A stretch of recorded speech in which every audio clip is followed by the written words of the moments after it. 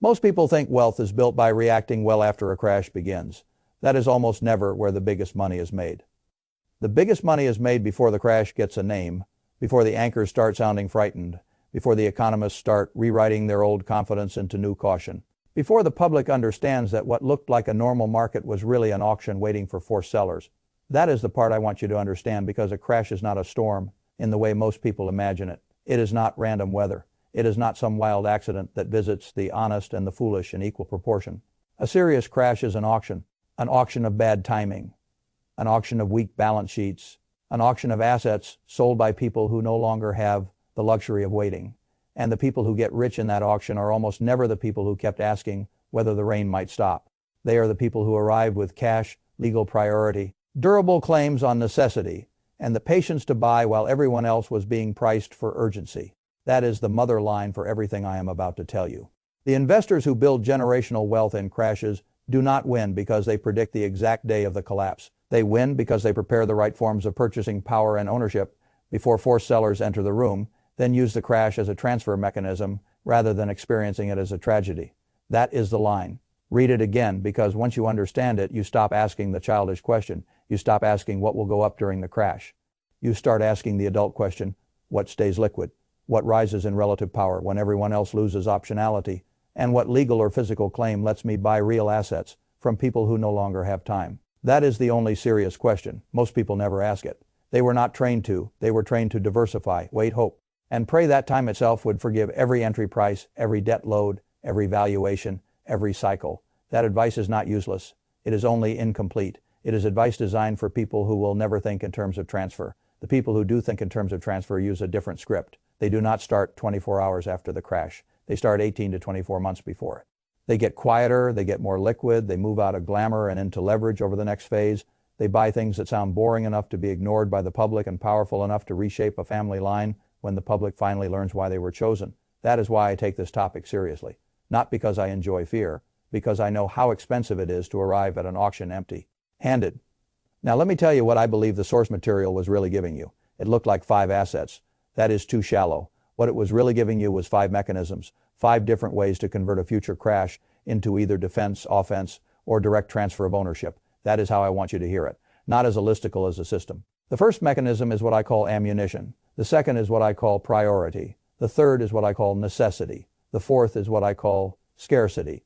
The fifth is what I call monopoly transfer. Those 5 together explain more about how real money behaves before a collapse than 1,000 pages of polite financial journalism. Now let me start with ammunition. A lot of people hear cash and immediately think cowardice.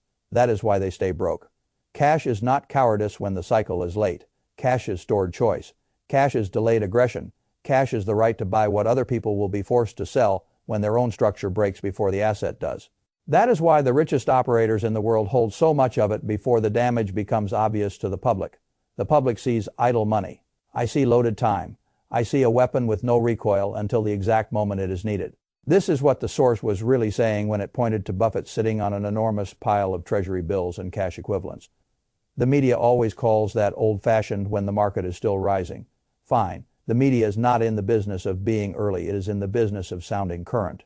That is different. A treasury bill is not exciting. That is precisely why it matters. It does not ask the economy for optimism. It does not ask the equity market for faith.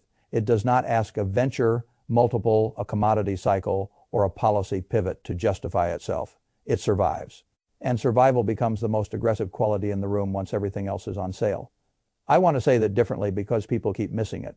The wealthy do not hold short-duration sovereign paper because they lack imagination. They hold it because they understand sequence.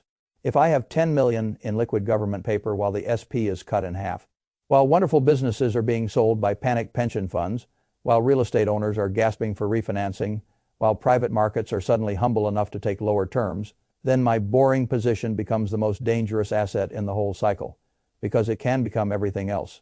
That is ammunition. It is not return. It is conversion power. The crowd worships return during the boom. Serious money worships conversion power before the bust. That is the difference. Now let me make this harder. Most people are not ruined by the crash itself.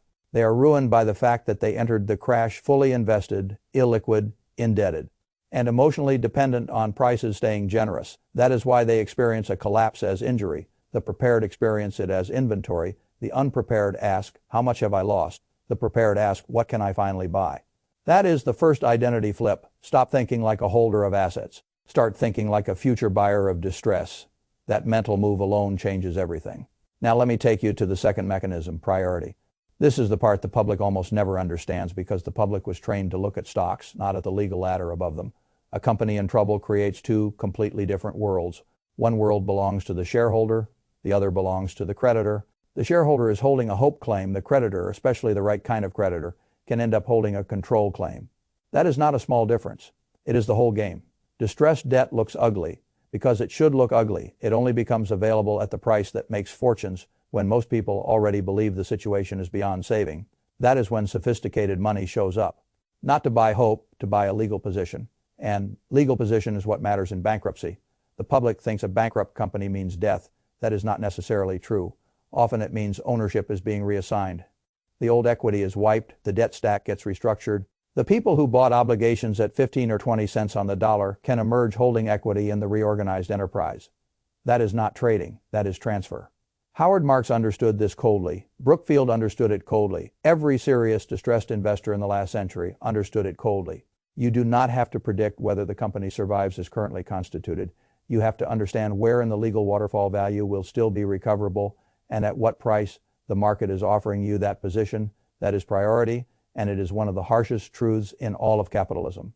The same collapse that wipes out public shareholders can create extraordinary new ownership for the people willing and able to buy stronger claims when the price of those claims is set by panic rather than by eventual asset value. That is why I say the system is not neutral. It is not evil in some cartoon way. It is simply optimized for those who understand structure better than story. The story says, this company is dying. The structural investor asks, what are the assets worth, who stands above whom, and what happens to control once the court replaces emotion with priority? That is the right question. The public almost never asks it. That is why the public almost never receives the answer in the form of wealth. Now let me say something that will make some people uncomfortable. Every major downturn is a legal transfer mechanism as much as it is an economic one. Jobs are lost. Families are strained. Savings disappear. And on the other side of that human damage, productive assets move from dispersed, fragile hands into concentrated, patient hands with legal sophistication and cash. That is what distress does. And distressed debt is one of the cleanest ways that transfer happens without ever being described that way on television. Now let me move to the third mechanism, necessity. This is where the world gets much older than finance people like to admit. Before there were markets, there was hunger. Before there were central banks, there were calories. Before there were retirement accounts and derivatives and beautiful spreadsheets, there were people who either controlled productive land or depended on someone who did. That basic truth has not gone away just because the modern mind finds farmland too simple to be interesting. Simple things are often the ones that survive. The longest productive agricultural land has one brutal advantage over almost every other asset class. Its floor is not confidence. Its floor is biology. Human beings still need to eat while currencies fail. They still need to eat while real estate freezes. They still need to eat while the equity market is preaching humility that matters. More than the crowd wants to admit. The source material was right to stress that farmland is not dirt. It is future calories in asset form. It is a claim on necessity. That is why it behaves so differently in monetary and financial disorder. Bill Gates did not accumulate farmland because it looks pretty from a helicopter. Roman elites did not accumulate land during debt crises because they were sentimental. Post-war opportunists did not buy agricultural property because they wanted to reconnect with nature. They wanted the one thing that survives when paper breaks, productive necessity. This matters because most assets depend on valuation culture. Farmland depends on food culture. And food culture is another name for civilization continuing. That is a much deeper support. Now let me sharpen the point. Not all land matters equally. Land serving export channels. Land with good water, good soil. And connection to real demand is not the same thing as romantic acreage with no productive edge. I do not worship land in the abstract. I respect productive land tied to unavoidable demand. That is the key. A crash is not a test of what looked good in a boom. It is a test of what remains economically meaningful when financing and confidence have both deteriorated.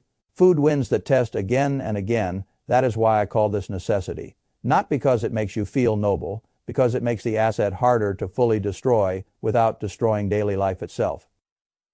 Now let me move to the fourth mechanism, scarcity. This is where polite people roll their eyes because they confuse culture with luxury and luxury with frivolity. Fine, ignore them. Blue chip art. and I mean truly blue chip art, not decorative nonsense dressed up as passion, operates under one of the most powerful rules in finance. Supply is fixed in the most literal possible way. The artist is dead. No central bank can create another masterpiece to relieve the pressure. No policy committee can expand the supply. No earnings miss can dilute the claim. That matters. The source material was right to frame serious art, not as beauty first, but as non-correlated scarcity wrapped in cultural legitimacy. That is exactly why the wealthy move there before disorder becomes obvious. They are not buying wall decor. They are moving some share of wealth into an asset that sits outside ordinary financial correlations and cannot be printed against. Now, I want to be precise. I am not telling an ordinary person to start shopping for Picassos. That would be ridiculous. I am telling you to understand the principle. When the supply of money can expand violently, assets with truly fixed supply and deep durable demand become more valuable as vaults, not growth engines vaults. The wealthy understand this instinctively. That is why private art deals accelerate before visible stress, because the people making them are not seeking thrill. They are seeking shelter that still stores prestige, privacy, and scarcity in one package. And there is a second layer here that matters. Private treaty sales are not just about the asset, they are about the terms. Opacity matters. A quiet transaction between sophisticated parties can happen at a price and on a timetable the public never sees. That invisibility is part of the advantage, because the best opportunities in stressed markets are not only in public securities, they are in private repricings. Nobody with a brokerage app will ever be invited to see. That is scarcity. Not just a thing, a category of thing the modern monetary machine cannot cheaply replicate. That is what gives it its strange resilience. Now let me move to the fifth mechanism, monopoly transfer. This is where the gloves come off. The first four mechanisms are mostly defensive or hybrid. They protect, preserve, or create advantageous entry. The fifth is different. The fifth is offensive. It is where new fortunes are built during and after crashes, not merely defended. And it lives in the ugliest, least glamorous, most ignored corner of economic life: essential service monopolies, waste collection, self-storage, funeral services, pest control, water treatment, medical waste, the businesses nobody brags about at a cocktail party. Exactly, that is why they matter. Because glamour gets overbid in the expansion, necessity gets underpriced until the contraction. Then the contraction reveals a beautiful and ruthless truth. People do not stop producing garbage because GDP fell. They do not stop dying because rates rose. They do not stop needing storage when they downsize out of homes they cannot carry. They do not stop needing pest control because unemployment is rude. These cash flows keep moving when narrative sectors are being dismembered. That is what makes them so powerful. And once leveraged smaller operators begin failing in a downturn, serious capital buys their routes, contracts, customer lists, and regional position at prices that look almost criminal relative to the durability of the demand. That is monopoly transfer. Not because the acquiring party invented something, because the acquiring party understood that the best cash flows in a crash are often the cash flows nobody romanticized enough to overprice when times were easy. Wayne Huizenga understood that in waste, every competent private equity operator with a long memory understands it across the whole field of boring necessity. This is why I always say the market does not reward moral beauty. It rewards strategic boringness when the cycle turns. The middle class spent the boom financing image. The quiet operators spent it waiting to buy the toll booths of daily life. That is the transfer. And once you see it, you can never unsee it. Now, let me step back and show you the deeper pattern. Ammunition gives you the right to buy. Priority gives you the right part of the capital stack. Necessity gives you claims tied to survival. Scarcity gives you protection against monetary dilution. Monopoly transfer gives you recurring cash flow in sectors whose demand barely asks the economy for permission. That is not a list. That is a war plan. That is how serious wealth behaves when it believes the next several years may include disorder. This is also why ordinary advice becomes so dangerous late in the cycle. Stay invested is not wrong. It is just not the whole map. Diversify is not wrong either. It is just usually said by people who mean diversify among visible paper claims instead of across legal seniority, productive necessity, real optionality, and jurisdiction of demand. That is too weak. Much too weak. Real crash preparation is not about owning many things. It is about owning the right forms of power when forced selling begins. That is the second identity flip. Stop thinking like a saver. Start thinking like a buyer of distress and a collector of structural advantages. A saver hopes time will be kind. A prepared buyer expects time to get violent and wants to know how to profit from the violence without becoming its victim. Those are different minds. The world pays them very differently. Now let me say something even harder. A lot of people will hear a framework like this and immediately translate it into, I need to be a billionaire to matter. That is defeatist and false. You may not buy private treaty art. You may not sit at the top of a bankruptcy waterfall with a law firm and a distressed desk doing the paperwork. Fine. You can still learn the principles. You can still understand why cash matters more before a crash than hot narratives do. You can still understand that essential businesses with durable cash flow deserve more respect than flashy stories. You can still understand that productive necessity beats fashionable abstraction when the cycle gets cruel. You can still understand that the right legal claim can be worth more than the right opinion. That is already enough to make you more dangerous than the average investor, because the average investor is not losing to genius. He is losing to structure. Now let me say something still harder. The financial system never needed to openly hide this from you. It obscured it by making the mainstream version of prudence sound complete. That was enough. People were told to diversify and hold. They were not told what the sophisticated money was buying 18 to 24 months before crises. They were not told that cash was being accumulated not from fear but from aggression delayed. They were not told that private buyers were moving into scarcity and necessity while the public was still busy debating whether risk assets had one more good year left. They were not told that every great collapse also functions as an organized transfer of productive ownership from the underprepared to the overprepared. That information was always technically available. It was simply not translated into the emotional language ordinary people use to understand their own vulnerability. That is what I am trying to do now. Not scare you, clarify the board. Now let me give you the operating system I would want you to use. First, stop thinking of crashes as random disasters. Think of them as scheduled transfer windows preceded by visible changes in behavior from serious capital. Second, treat cash and short sovereign paper as ammunition, not as dead money, when the cycle is late. Third, learn to distinguish a good company from a good legal claim. In distress, the second often matters more. Fourth, favor necessity over glamour whenever you suspect financing conditions may soon become the real story. Fifth, study sectors the crowd ignores in booms, because those are often the sectors that become the highest quality offensive acquisitions in busts. Sixth, stop worshiping diversification by labels and start thinking in terms of optionality, legal priority, scarcity, and inelastic demand. Seventh, ask yourself one merciless question. If the next crash has already begun casting its shadow forward into today, positioning, where do I want to be standing when four sellers finally arrive? That is the operating system. Not panic preparation, not prediction positioning, not vibes. Structure. Now let me put the blade into this as cleanly as I can. Before every major economic crash, rich people do not merely buy safe assets. They buy purchasing power, legal priority, productive necessity, non-printable scarcity, and monopolies over the boring functions of daily life. That is what they are really buying. They are buying the right to stand inside the next transfer with strength, while the rest of the market arrives with stories and no cash. That is the real lesson. And if you remember nothing else from what I said, remember this: generational wealth is not usually built by reacting brilliantly in the middle of the panic.